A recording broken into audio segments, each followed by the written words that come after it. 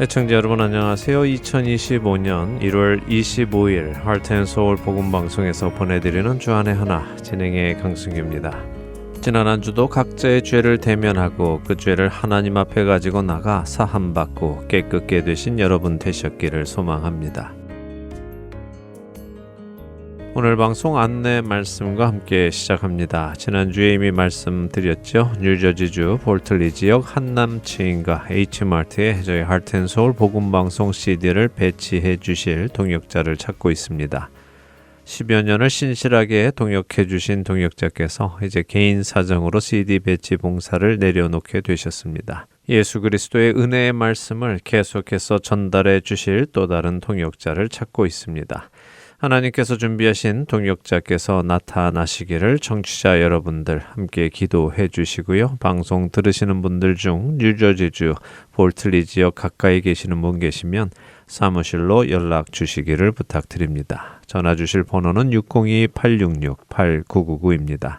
첫 찬양 함께 하신 후에 오늘 말씀 나누도록 하겠습니다.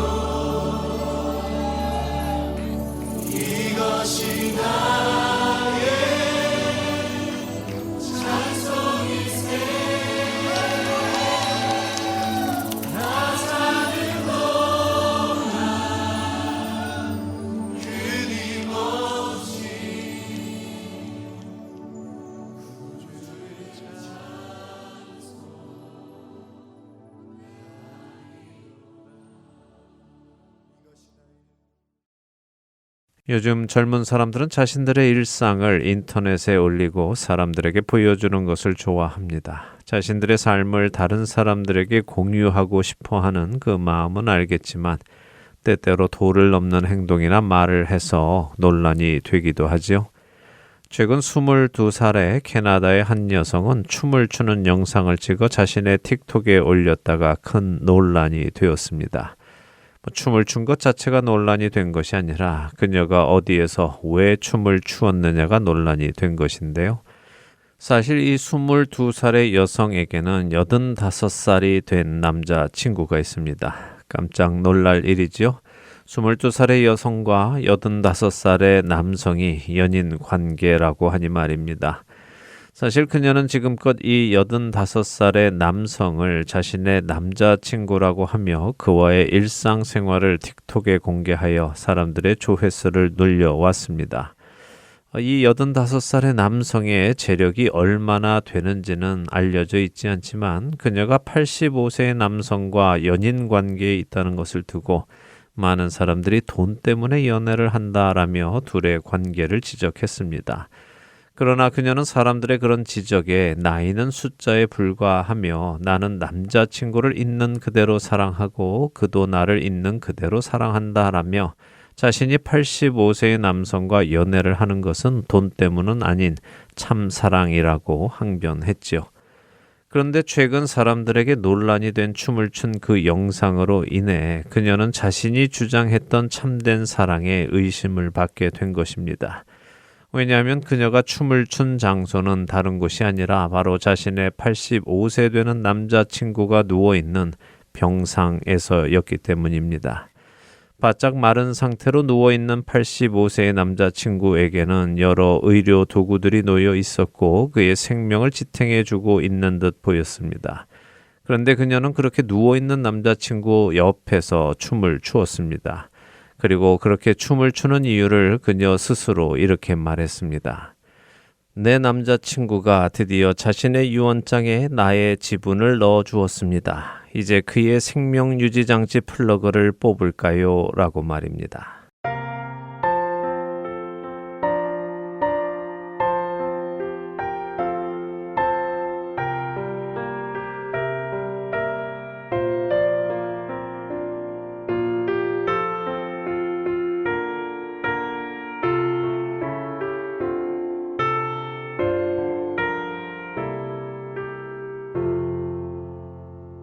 내 주 대신 주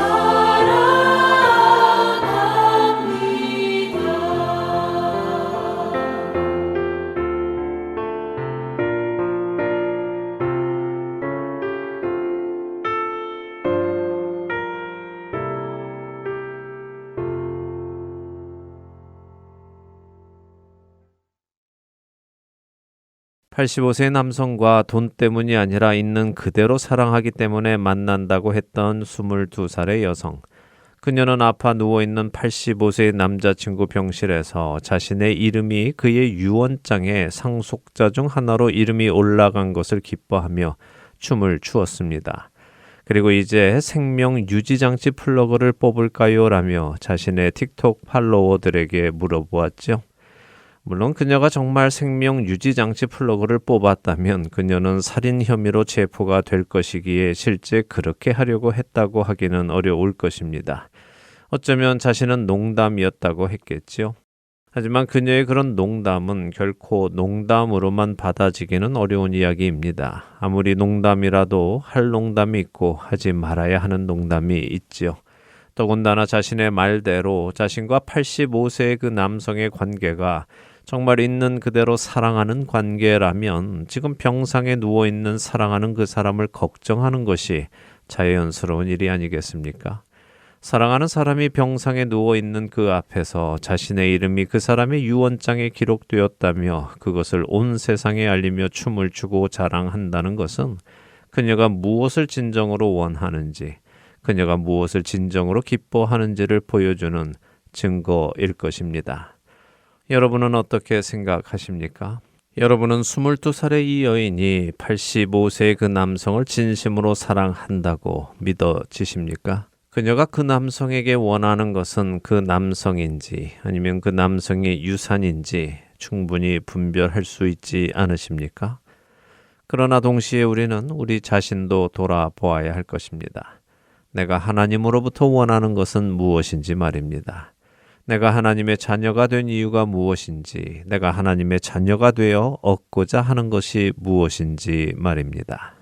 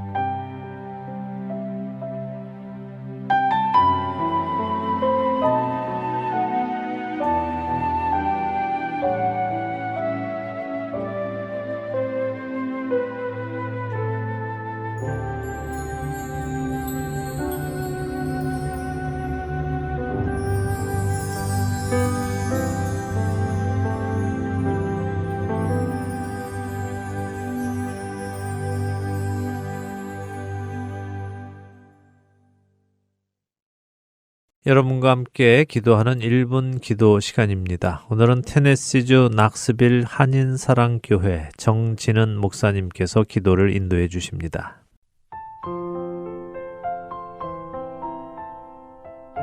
할텐 서울 복음방송 1분 기도 시간입니다. 저는 낙스빌 한인사랑교회를 섬기는 정진은 목사입니다. 며칠 전에는 트럼프 대통령의 취임식이 있었습니다. 이제 본격적으로 트럼프 정부가 출범되었습니다. 분명히 하나님께서 이 나라의 건세자와 위정자들을 위해 기도하라고 하셨습니다. 우리 그 말씀을 붙잡고 새롭게 출범되는 트럼프 정부를 위해 중보하며 나아갔으면 좋겠습니다.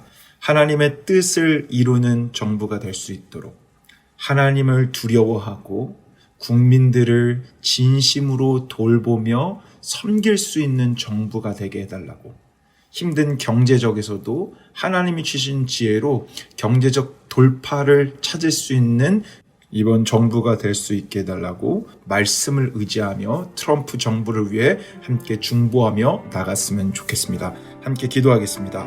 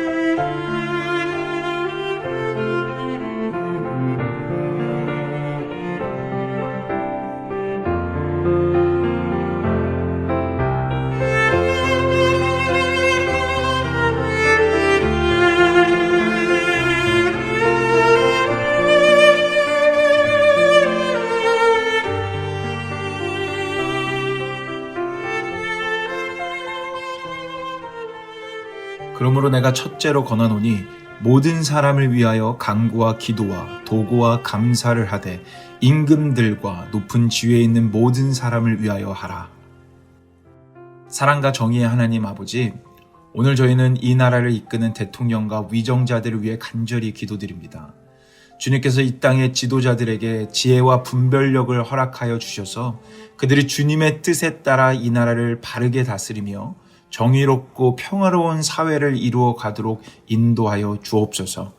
이 나라가 주님의 공의와 진리 위에 세워져 모든 국민이 하나님의 사랑과 정의를 누릴 수 있도록 축복하여 주시기를 간구합니다. 하나님, 대통령을 비롯한 모든 위정자들이 그들의 권한을 주님의 뜻에 맞게 사용하게 하시고 주님께서 주신 사명에 따라 나라를 섬기게 하옵소서. 그들이 국민의 목소리에 귀를 기울이며 공정하고 지혜로운 결정을 내릴 수 있도록 주님의 도우심을 더하여 주옵소서. 주님께서 그들의 마음을 붙잡아 주셔서 탐욕과 불의에 흔들리지 않고 오직 이 땅의 평화와 국민들의 행복을 위해 헌신하는 정부가 되게 하여 주옵소서. 마지막으로 이 땅의 모든 국민이 주님께서 주시는 평화를 누리며 정의롭고 풍성한 삶을 살게 되기를 기도합니다. 특별히 이민자로서 고통받지 않으며 차별받지 않으며 이 땅에서 하나님의 나라를 이뤄갈 수 있는 귀한 주님의 백성들 될 수 있도록 축복하여 주옵소서. 모든 것이 주님의 뜻대로 이루어지기를 간구합니다.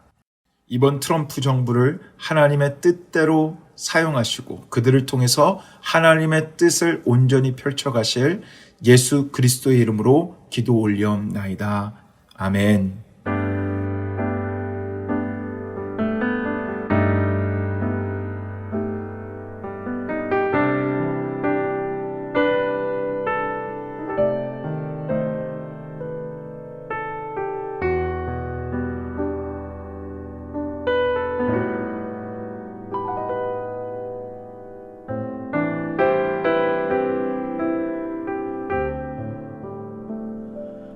나의 백성이 다 겸비하여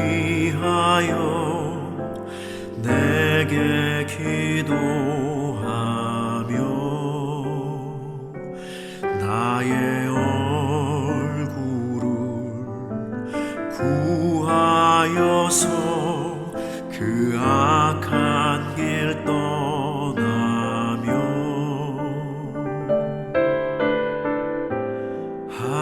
하늘에서 듣고 죄를 사하며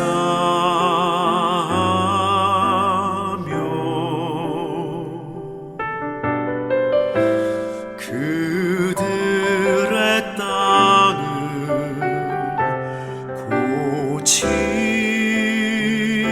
고치리라. 아버지여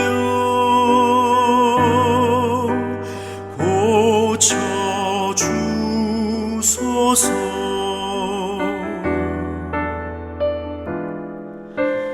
이 나라 주의 것 되게 하소서. 주 하나님 간절히 기도하오니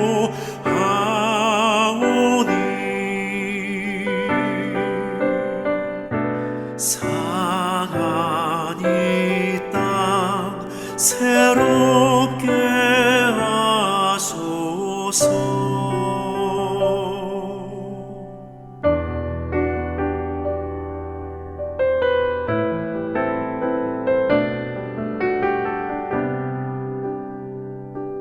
무릎 꿇고 다 겸비하여 주께 기도하리. 주의 얼굴을 구하여서 그 악한 길 떠나리.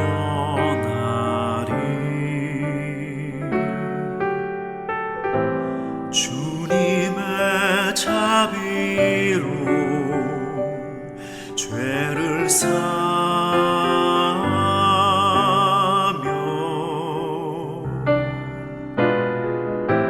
주님의 자비로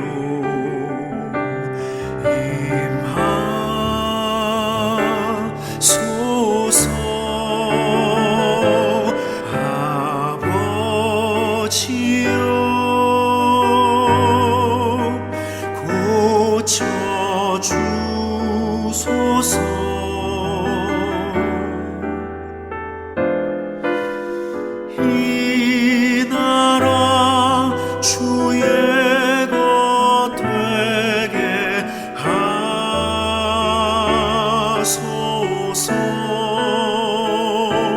주 하나님 간절히 기도하오니 상한 이 땅 새롭게 하소서.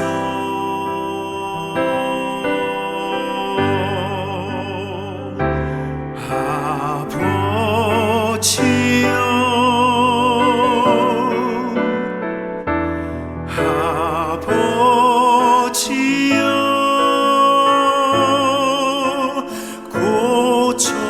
고쳐주소서.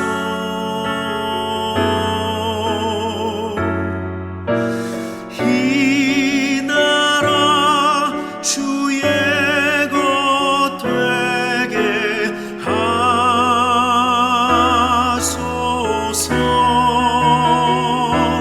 주 하나님 간절히 기도하오니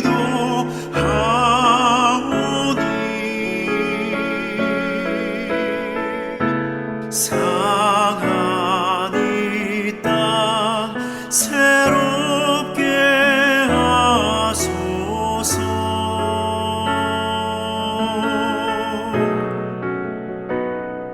상한 이 땅 새롭게 하소서.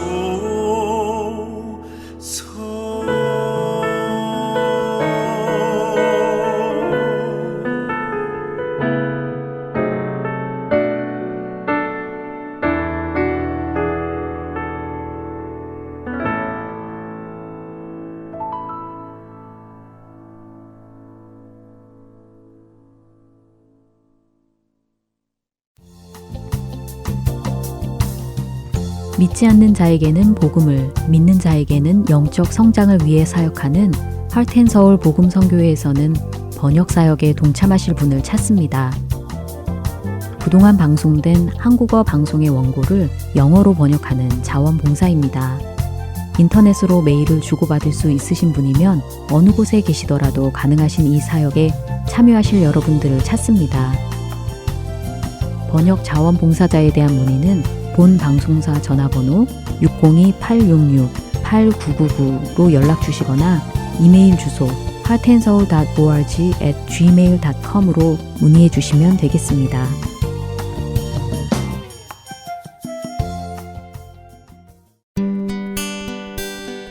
기쁜 소식 사랑으로 땅끝까지 전하는 하렌소.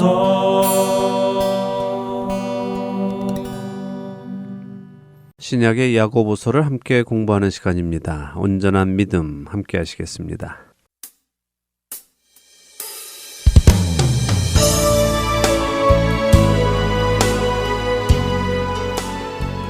여러분 안녕하세요. 야고보 사도가 가르쳐주시는 온전한 믿음을 배워 온전한 성도로 변화되어 가기를 소원하는 프로그램 온전한 믿음 진행의 김명아입니다. 네, 여러분 안녕하세요. 강승규입니다.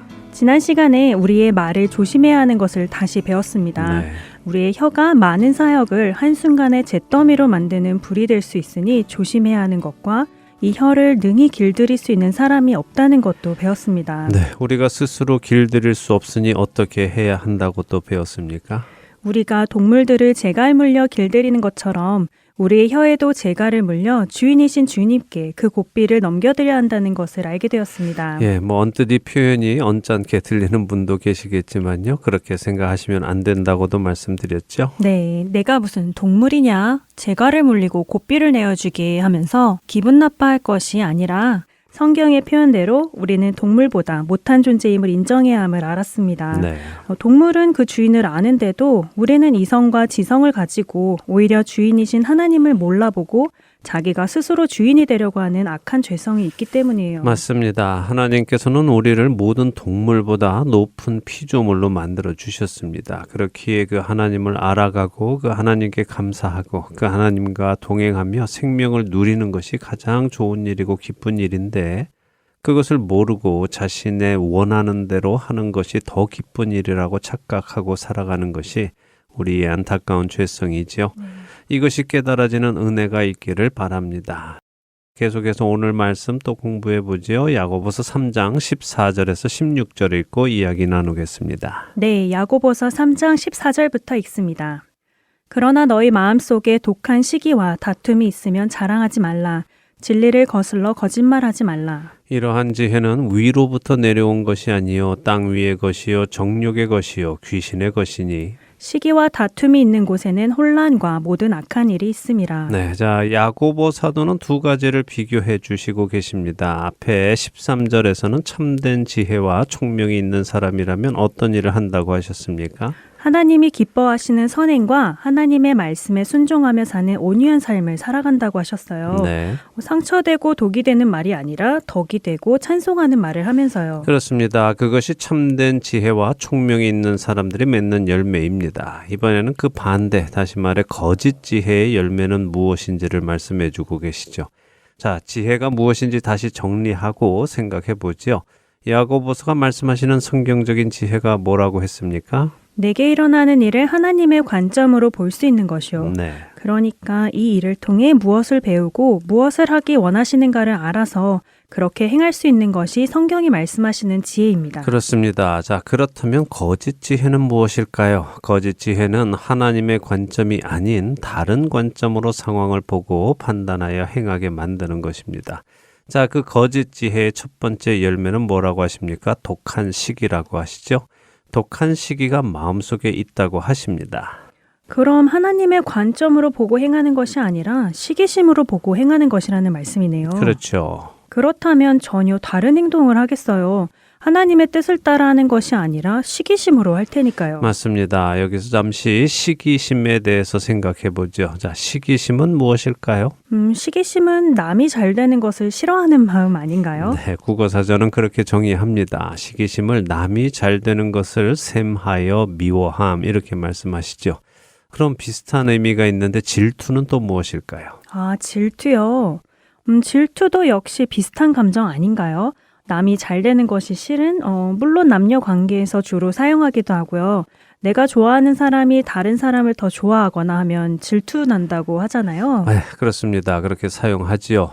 또 우리 대부분이 그렇게 알고 있고요. 특별히 한국 문화에서 유교 문화에서는 질투는 좋지 않은 것으로 손꼽기도 합니다. 칠거지약이라고 해서 아내를 쫓아낼 수 있는 7가지 조건을 드는데 그 안에 질투가 포함되어 있죠. 그래서 질투하면 우리는 나쁜 것으로 생각을 합니다. 네, 아무래도 그렇죠. 네, 그래서 복음성가 중에는 미움, 다툼, 시기, 질투 버리고 우리 서로 사랑해 이런 가사의 복음성가도 있습니다. 아, 네. 어렸을 때 많이 불렀던 복음성가네요. 예, 자, 그런데 우리가 생각해 보죠. 만일 질투가 우리 문화 속에서 이해되는 것처럼 나쁜 것이라면 하나님이 나쁜 분이신가요? 하나님이 나쁜 분이시냐고요? 네. 아니죠. 하나님은 언제나 선하신 분이죠. 그렇죠. 하나님은 언제나 선하신 분이시죠. 그런데 그 하나님이 스스로를 나는 질투하는 하나님이다라고 많은 곳에서 말씀하시지 않습니까? 아, 그렇죠. 하나님께서 이스라엘 백성들에게 십계명을 주시면서 나는 질투하는 하나님이니 우상을 섬기지 말라고 하셨어요. 맞습니다. 하나님은 선하신 분일 뿐만 아니라 선의 기준이기도 하십니다. 그런데 그 하나님이 질투하시는 하나님이시라면 질투는 나쁜 것이 아니죠. 죄가 아닌 것입니다. 아, 그런가요? 말씀의 의도는 충분히 이해가 되는데 선뜻 동의는 안 되기도 하네요. 이미 오랫동안 문화 속에서 질투하는 것이 나쁜 것이라는 이미지가 굳혀져 있어서 그런가 봐요. 네, 제가 자주 말씀드리죠. 우리는 우리의 문화 속에서 사용하던 단어들의 개념을 내려놓고 성경 속에서 그 개념을 새로 세워 나가야 한다고요. 우리가 세상의 개념으로 이해한 단어들을 그대로 가지고 성경을 이해하려고 하면 혼란을 겪는 경우가 많다고 말입니다. 하긴 그렇죠. 지혜, 온유 이런 단어들도 다 마찬가지죠. 네, 또 생명, 죽음, 빛, 어둠, 선, 악, 복, 저주 이런 것들도 우리는 모두 성경적으로 다시 개념을 세워야 합니다. 그렇지 않으면 자꾸 성경과 다른 생각을 하게 됩니다. 자, 정리를 해보죠. 시기심을 영어로는 envy라고 합니다. 자, 질투는 뭐라고 할까요? 젤러시라고 하죠. 네, 그렇습니다. 질투와 시기 이 두 단어의 의미를 간단히 설명을 드리겠습니다. 자, 한 부부가 있다고 생각해 보죠. 그런데 어느 날 한 여성이 나타났습니다. 이 여성이 부부의 사이를 부러워합니다. 아, 저 남자가 저 여인의 남편이 아니라 나의 남편이 되면 좋겠다 하는 마음이 들어서 그 남성을 유혹합니다. 안타깝게도 이 남성이 그 유혹에 빠져 그 여성에게 마음을 줍니다. 자, 이 상황을 남성의 부인이 알게 됩니다. 아유, 별로 기분 좋은 상황은 아니네요. 아니죠. 그런데 질투와 시기를 설명하기에는 이것만큼 좋은 비유가 없어서 비유로 드리는데요. 지금 이 상황에서 어느 날 나타난 한 여성이 남성을 향해 가진 마음, 다시 말해 저 남성이 나의 남편이 되면 좋겠다라고 하는 감정이 바로 시기입니다. 반대로 그녀에게 마음을 준 남편의 마음을 알고 마음이 상한 아내의 감정이 질투이지요. 그러니까 시기는 내 것이 아닌 것을 내 것으로 만들고자 하는 마음이고 질투는 내 것을 빼앗길 때의 감정입니다. 아, 그렇군요. 시기가 단순히 내 것이 아닌 것을 부러워하는 것에 그치는 것이 아니라 내 것이 아닌 것을 탐하는 마음이군요. 그렇죠. 하나님께서는 우리에게 남의 것을 탐하지 말라라고 가르치셨습니다. 이웃의 아내를 탐하지 말고 이웃의 물건을 탐하지 말라고 가르치셨죠. 이것은 아주 중요한 말씀입니다. 왜냐하면 우리는 내 것이 아닌 나에게 허락되지 않은 것을 가지려고 하다가 죄에 빠지게 되기 때문입니다. 성경은 우리에게 가진 것을 족한 줄로 알라고 가르치시고 하나님의 주권을 인정하라고 가르치시죠. 하나님께서 내게 허락하신 것에 만족할 줄 알아야 한다는 말씀이네요. 네, 사탄 역시 자신에게 허락된 것에 만족하지 못했죠. 사탄은 하나님과 사람의 관계, 다시 말해 하나님을 섬기고 예배하는 사람과 그 사람을 사랑하는 하나님의 관계를 시기했습니다. 사탄은 자신이 그 예배를 받고 싶어 했고 자신이 그 섬김을 받고 싶어 했죠. 그래서 사람을 미혹했습니다. 하나님 섬기지 말고 그 하나님 예배하지 말고 너 자신이 원하는 것을 해라 라고요. 나는 너가 원하는 그것을 다 허락해 준다라고 말입니다. 그래서 사람들이 하나님을 떠나 이렇게 우상을 섬기고 자신의 욕심을 이루어줄 다른 신들을 섬기는 것이네요. 네. 그리고 이것은 결국 사탄을 예배하는 것이고요. 맞습니다. 이렇기 때문에 하나님께서 질투하시는 것은 당연하시겠죠. 자신의 피조물, 자신이 만드신 그 백성들이 하나님을 떠나 존재하지도 않는 다른 신을 섬기니 말입니다. 네, 이제 질투와 시기의 의미가 분명하게 이해가 됩니다. 질투는 나쁜 것이 아니네요. 시기는 나쁜 것이고요. 네. 그래서 여기 야고보서에도 독한 시기라는 표현이 등장하는 것이군요. 네, 그렇습니다. 자, 그럼 이번에는 다툼을 설명드리겠습니다. 여기 다툼은 단순히 싸움을 말씀하시는 것이 아니라요. 자기 이기심에서 나오는 경쟁을 의미합니다. 다툼의 원어적 의미는 야심입니다. 무언가를 이루어 보겠다는 욕심이죠. 근데 그 무엇을 이루기 위해서 사람들을 모으고 당을 지어서 상대와 경쟁하는 의미를 가진 말입니다. 그래서 종종 당을 짓다라고 번역이 되기도 하는 단어이지요. 같은 단어를 현대인의 성경은 이기적인 욕망 이렇게 번역을 했고요. 공동 번역은 이기적인 야심이라고 번역을 했습니다. 자, 이 설명을 왜 이렇게 열심히 드리는지 이제부터 설명을 드리겠습니다. 오늘 우리가 보고 있는 이 야고보서 3장은 시작에 누구를 향해 하는 말씀이었는지 기억나십니까? 3장이요? 네. 1절에 보면 성도들 중에 선생이 되고자 하는 사람들을 향해 하시는 경고의 말씀이었죠. 맞습니다. 스스로 선생이 되지 말라라고 경고하셨습니다. 그리스도의 몸된 교회 안에서 선생이 되는 것은 성령님의 은사로 해야 하는 것입니다. 성령님께서 가르침의 은사를 주실 때 되는 것입니다. 그런데 그 선생이 되는 것이 좋아 보여서 되려고 해서는 안 된다는 것을 나누었지요. 또한 주님을 자랑해야지 자기 자랑을 해서는 안 되고 그런 경우 모든 사역을 태워 없앨 수 있다고 강조하셨습니다. 그래서 혀를 제갈 물리고 주님께서 내 입을 주관하시도록 해라 하는 이야기가 이어져서 여기까지 내려오는 것인데요. 이렇게 부르심 없이 자기 욕심으로 선생이 되는 자들은 입으로는 하나님을 말하고 예수님을 말하고 하지만 누구를 위해 이 모든 일을 한다는 것을 말씀하시는 것입니까? 독한 시기가 자신의 것이 아닌 것을 탐하는 마음이고 그 야심을 이루기 위해 당을 짓고 사람들을 모으고 다투고 하는 것이라면 결국 하나님께 가야 할 영광을 자신이 취하려 그런 일을 한다는 말씀일 것 같은데요. 그렇죠. 맞습니다. 주님의 이름을 들먹이지만 주님을 위해 일하는 것이 아니라 자기 자신을 위해 일하는 사람들에게 하시는 경고인 것입니다. 예수님의 이름을 방패 삼아 뒤에서는 자기 시기심을 채우고 자신의 야심을 채우려고 하는 사역자들, 또한 성도들이 적지 않습니다. 물론 신실하게 주님만을 위하여 자신의 모든 것을 내어드리며 섬기는 참된 성도들도 많지만 독한 시기를 마음에 품고 하는 사람들도 많습니다.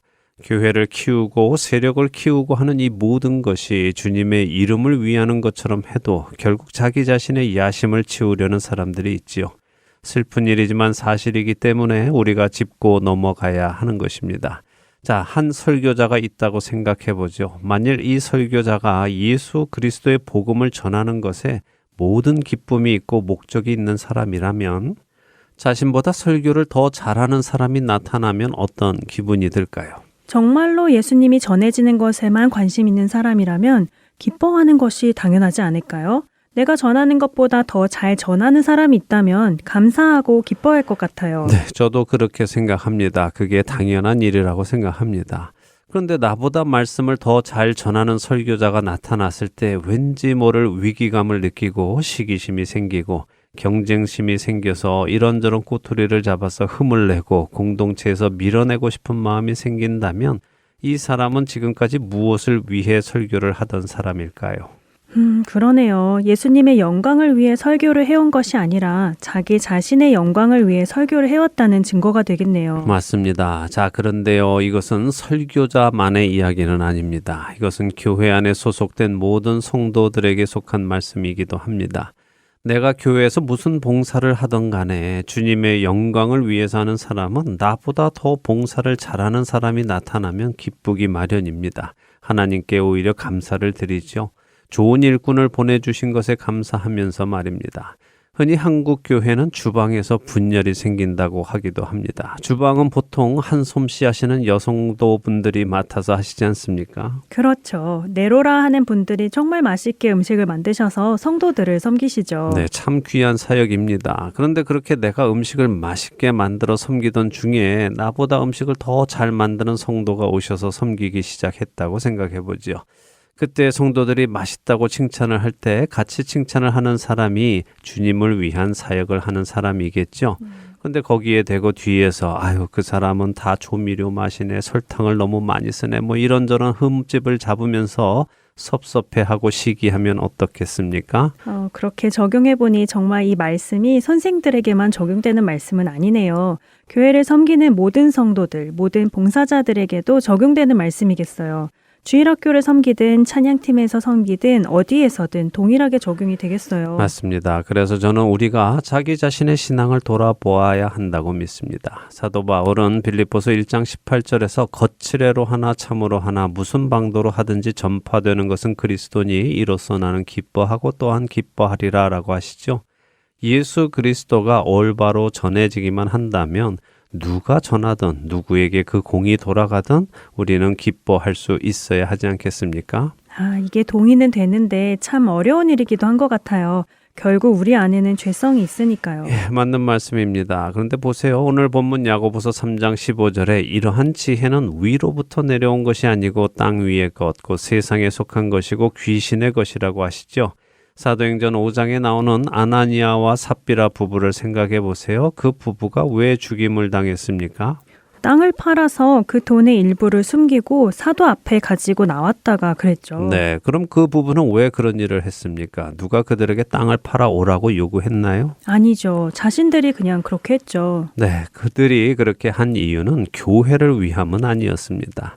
앞장인 4장에 보면 바나바가 소유를 팔아서 교회의 성도들이 사용할 수 있도록 섬기는 것을 보고 많은 사람들이 바나바를 칭찬하고 그를 바나바, 곧 위로자라고 별명을 붙여주어서 그것이 부러워서 그런 것이죠. 참고로 바나바는 그의 이름이 아니라 별명이었습니다. 그의 이름은 구브로 사람 요셉이었죠. 그러니까 아나니아와 삽비라 부부가 자신도 그런 칭찬과 인정을 받고 싶어서 이런 일을 했기 때문에 문제가 생긴 것이었군요. 맞습니다. 그래서 베드로 사도가 아나니아에게 네 마음에 사탄이 가득하다라고 하지 않았습니까? 그러한 생각과 욕심, 시기는 하나님께로 온 것이 아니고 사탄 마귀에게서 온 것임을 분명하게 우리에게 보여주고 계시는 것입니다. 자, 그러니 우리가 이것을 반드시 기억해야 하는 것입니다. 내가 그리스도의 몸된 교회 안에서 섬길 때에 그 동기가 무엇이고 그 목적이 무엇인지 분명히 생각하고 해야 하는 것입니다. 그렇지 않으면 우리 역시 위로부터 오는 지혜가 아닌 땅 위의 것, 세상에 속한 것, 귀신의 것으로 사역을 할 수 있다는 무서운 경고의 말씀이네요. 그렇죠. 이렇게 마귀에게서 온 지혜로 일을 하면 다시 말해 시기와 다툼이 있는 그곳에는 혼란과 모든 악한 일이 있다고 하시죠. 오늘 우리 시대의 교회에 혼란과 악한 일들이 많이 있죠. 시기와 다툼이 있습니다. 그렇죠. 인정하기는 싫지만 정말 많은 곳에 비슷비슷한 문제들이 있고 그 문제들로 교회가 다투고 나뉘고 혼란을 겪고 있어요. 네.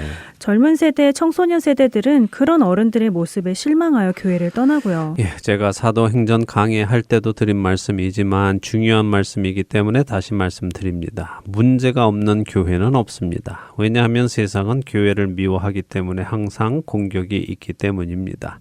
그래서 문제는 항상 발생하지요. 외부에서 공격이 들어오기도 하고 내부에서 문제가 발생하기도 합니다. 그렇게 문제 없는 교회를 만드는 것이 목적이 아닙니다. 그렇게 생겨나는 문제를 어떻게 대처해 나가느냐 하는 것이 건강한 교회를 보여주는 것입니다. 자, 그럼 오늘 말씀 나눈 것처럼 교회들 안에 이런저런 비슷한 문제들로 혼란이 있고 분열이 있고 시기하고 다투고 나뉘고 하는 일이 있다면 어떻게 이 문제를 해결해야 건강한 교회가 되겠습니까? 모든 성도들이 본질을 생각하고 회복해야 한다는 생각이 들어요. 내가 왜 교회를 다니고 있는가에서부터 시작하여서 무엇을 위해 교회를 다니고 있는가, 내가 왜 봉사를 하는가, 누구를 위해서 하고 있는가, 이 본질을 다시 생각하고 정립하고 바로 잡을 때 교회가 안정이 될 것 같네요. 맞습니다. 나의 영광, 나의 유익, 나의 명예를 위해 하고 있었기 때문에 이 문제들이 생긴 것을 인정해야 합니다. 그러니 다시 돌이키면 됩니다. 나의 영광을 예수 그리스도의 영광으로, 나의 유익을 교회의 유익과 하나님 나라의 유익으로, 나의 명예를 주님의 명예를 위함으로 바꾸고 나를 내어드리기 시작하면 교회는 회복됩니다. 자, 이 일을 누구부터 해야 하겠습니까? 나부터 해야 하겠네요. 네, 자꾸 저 사람부터 해야 돼, 이 사람부터 해야 돼 라고 하지 말고 나부터 바뀌어 나가면 하나님이 바꾸어 나가실 것입니다. 그렇게 하여 온전한 믿음을 세우는 교회를 만드시는 여러분 모두 되시기를 축복합니다. 아멘. 그렇게 교회들이 회복되면 너무 좋을 것 같습니다. 네. 그것을 원한다면 나부터 변화로 가는 결단이 있기를 바랍니다. 온전한 믿음 벌써 마칠 시간이 다 되었네요. 저희는 여기서 마치고 다음 주에 다시 찾아뵙겠습니다. 안녕히 계세요. 안녕히 계십시오.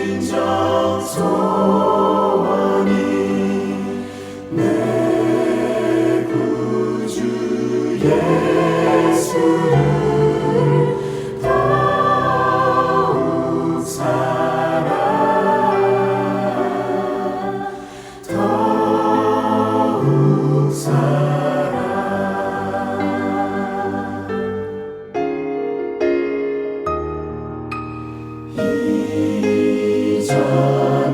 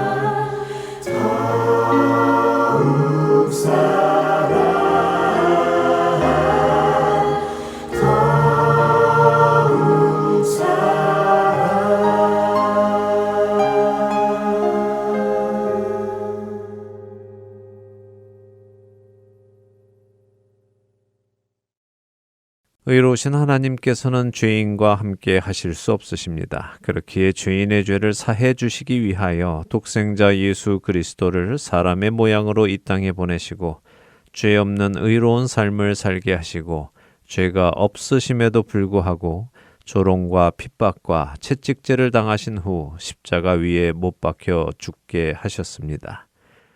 예수님께서 나무 십자가 위에 달려 죽으신 이유는 나무에 달려 죽는 자가 하나님의 저주를 받은 증거이기 때문입니다. 신명기 21장 23절은 나무에 달린 자는 하나님께 저주를 받았음이라고 하시고 갈라디아서 3장 13절은 그리스도께서 우리를 위하여 저주를 받은 바 되사 율법의 저주에서 우리를 속량하셨으니 기록된 바 나무에 달린 자마다 저주 아래에 있는 자라 하였다고 하시죠. 다시 말해 죄를 향한 하나님의 저주를 예수 그리스도께서 친히 받으시고 이로 인해 죄인인 우리를 우리의 죄에서 구원하셨다는 말씀입니다. 그런데 하나님께서 이처럼 독생자 예수 그리스도를 십자가에서 죽게까지 하시면서 우리의 죄를 사해 주신 이유는 무엇일까요? 단순히 우리의 죄값을 없애 주시기 위함일까요? 우리로 지옥에 가지 않게 하시기 위함일까요? 우리로 지옥에 가지 않고 천국에 가게 하시기 위함일까요? 아닙니다. 그것이 목적이 아닙니다.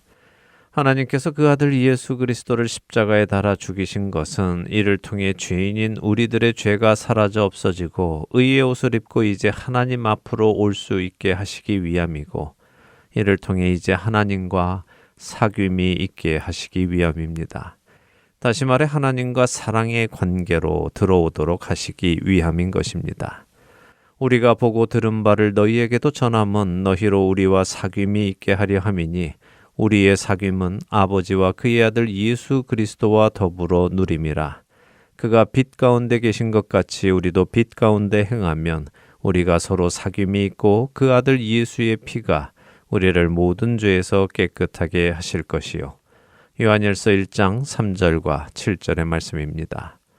한번 생각해 보시기 바랍니다. 하나님께서 우리를 천국에만 보내놓으시고 우리와 관계없이 살아가신다면 그것이 우리에게 무슨 유익이 있겠습니까? 단지 목숨만 유지하고 있는 동물과 같지 않겠습니까?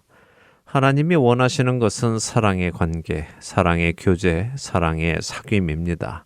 서로 사랑하는 그 관계를 원하시는 것입니다. 그럼에도 불구하고 만일 우리가 하나님께로부터 원하는 것이 그분과의 교제가 아니라 그분으로부터 얻을 수 있는 유익한 것들이라면 다시 말해 지옥에 가는 것이 아니라 천국에 가는 것이고 저주가 아니라 복이고 그분을 이용하여 얻을 수 있는 편안함과 안락함과 풍족함이라면 우리는 앞에 소개해드렸던 85세의 남자친구를 사귀고 있는 22살의 여성의 본심과 다를 것이 없을 것입니다. 만일 우리가 그녀의 행동이 옳지 않은 것이고 잘못된 동기와 목적을 가진 것이라는 것을 분별할 수 있다면 우리는 동일한 잣대를 우리 자신에게도 적용해야 할 것입니다. 내가 하나님께 원하는 것은 무엇인가 살펴보아야 할 것입니다. 사랑하는 할텐 서울 복음방송의 청자 여러분, 우리가 하나님께로부터 원하는 것이 하나님과 사랑의 관계에 들어가는 것이라면 우리는 하나님께로부터 무엇을 얻으려 하는 사람들이 아니라 하나님께 무언가를 계속해서 해드리려는 사람이 될 것입니다. 비록 우리가 그분이 모든 것을 가지신 분이기에 우리가 그분께 아무것도 드릴 것이 없는 사람이라 하더라도 말입니다. 사랑이란 그런 것이 아니겠습니까? 나의 유익을 위함이 아니라 상대의 유익을 위해 기꺼이 나를 희생하는 것, 나를 내어주어 상대를 기쁘게 하는 것, 그것이 사랑의 관계 아닙니까? 하나님은 우리를 사랑하셔서 독생자를 내어주셨습니다. 아무 죄도 없는 하나님의 아들이 우리 각자가 받아야 할 그 모든 조롱과 부끄러움과 심판을 받으셨습니다. 여호와께서 그에게 상함을 받게 하시기를 원하사 질고를 당하게 하셨은즉 그의 영혼을 속건제물로 드리기에 이르면 그가 씨를 보게 되며 그의 날은 길 것이요 또 그의 손으로 여호와께서 기뻐하시는 뜻을 성취하리로다. 이사야서 53장 10절의 말씀입니다. 믿음의 주여 또 온전하게 하시는 이인 예수를 바라보자. 그는 그 앞에 있는 기쁨을 위하여 십자가를 참으사 부끄러움을 개의치 아니하시더니 하나님 보좌 우편에 앉으셨느니라. 히브리서 12장 2절의 말씀이지요. 하나님은 그 아들 예수 그리스도를 우리를 위해 십자가를 지게 하신 것을 기뻐하셨고 예수님 역시 우리를 위해 십자가 지는 것을 기뻐하셨다는 말씀입니다. 이제는 우리가 그분을 기쁘시게 하기 위해 우리를 내어 드려야 할 것입니다. 자신을 주님께 내어 드림으로 하나님을 기쁘시게 하는 참된 사랑의 관계를 맺어 가시는 저와 여러분이 되시기를 간절히 소망하며 오늘 주안의 하나 여기에서 마치도록 하겠습니다. 함께 해주신 여러분들께 감사드리고요. 저는 다음 주 이 시간 다시 찾아뵙겠습니다. 지금까지 구성과 진행의 강순기였습니다. 애청자 여러분 안녕히 계십시오.